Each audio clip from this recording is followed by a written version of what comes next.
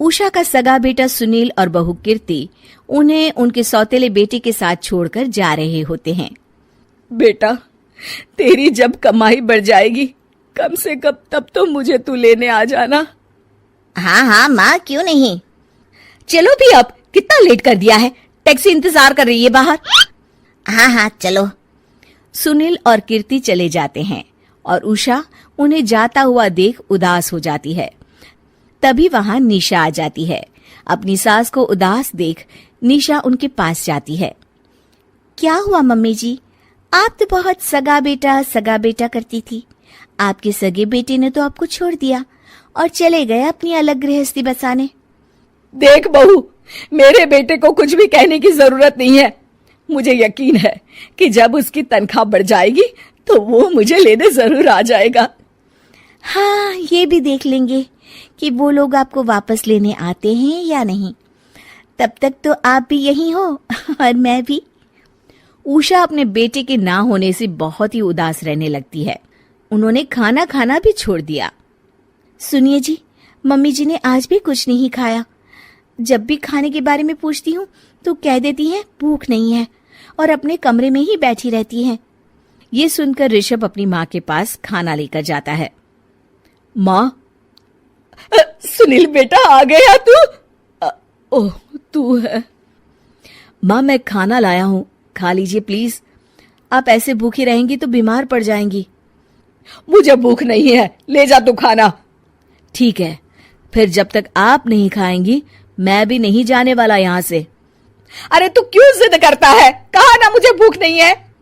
अरे मम्मी जी, आप खा भी लीजिए ना, ये कितने प्यार से आपको खिला रहे हैं, उसकी तो कदर कर लीजिए कम से कम। अरे तू क्यों बीच में हमेशा अपनी टांग अड़ाती है? ठीक है, लाओ दे दो। कम से कम खाने के बाद तुम दोनों तो इस कमरे से जाओगे। उषा खाना खा लेती है और ऋषभ और निशा ये देखकर खुश हो जाते हैं। चलो, कम से कम माँ ने खाना तो खा लिया। उषा एक दिन सुनील को फोन मिलाती है। हेलो बेटा सुनील, तू घर मिलने आ जाना बहू को लेकर।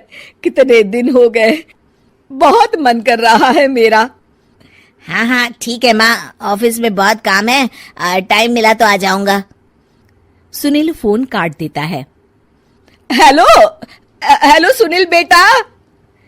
सुनील की बात सुनकर उषा उदास हो जाती है। तभी वहां ऋषभ आ जाता है। माँ, ये देखो, मैं जलेबी लाया हूं तुम्हारे लिए, तुम्हें बहुत पसंद है ना? उषा जलेबी देखकर बहुत खुश हो जाती है। अरे वाह, जलेबी ला दे। उषा जलेबियां खा रही होती है और ऋषभ अपने कमरे में चला जाता है। देखा मम्मी जी, आपका ये कितना ख्याल रखते हैं, और प्यार सगे और सौतेले से नहीं आका जा सकता। आपको उदास देखकर ये आपके लिए तुरंत जलेबी ले आए, यही तो प्यार होता है। ये कहकर निशा वहां से चली जाती है और उषा सोचने लगती है, शायद तू ठीक कह रही है बहू। उषा देखती है कि ऋषभ उसका बहुत ख्याल रखता है और उसे उसकी गलती का एहसास होने लगता है। एक दिन सुनील और कीर्ति घर पर आते हैं। उषा उन्हें देखकर खुश हो जाती है।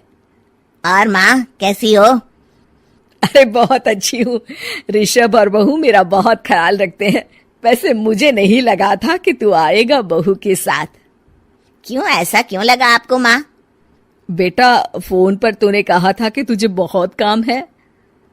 हाँ माँ, पर मुझे ये भी तो पता था ना कि मेरी माँ इंतजार कर रही होगी मेरा। ना बेटा ना, मैं तो इंतजार नहीं कर रही थी, मैंने तो उम्मीद ही छोड़ दी थी। सुनील को यह देखकर अजीब लग रहा होता है कि उसकी माँ ऋषभ से अब बहुत अच्छे से बात कर रही होती है और उसके आने की उनको कोई खास खुशी भी नहीं होती है। अपनी माँ का ध्यान न पाकर उसे थोड़ी सी जलन महसूस होती है। माँ, ये देखो मैं क्या लाया हूँ, साड़ी तुम्हारे लिए। हाँ बेटा, अच्छी है साड़ी तो। अच्छी है तो फिर आप आज इसे पहनो और फिर कहीं घूमने चले जाते हैं।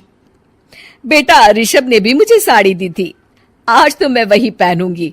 तेरी दी हुई साड़ी फिर कभी पहन लूंगी। सुनील को अब बहुत ही ज्यादा जलन हो रही होती है। उसे समझ नहीं आता कि अपनी माँ का ध्यान फिर से कैसे वो अपनी तरफ खींचे।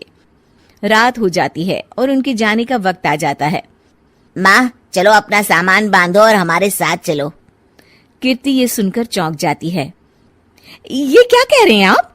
हम सासू माँ को लेने थोड़ी ना आए थे। अरे तुम चुप हो जाओ। माँ चलो जाओ, अपना सामान बांध लो।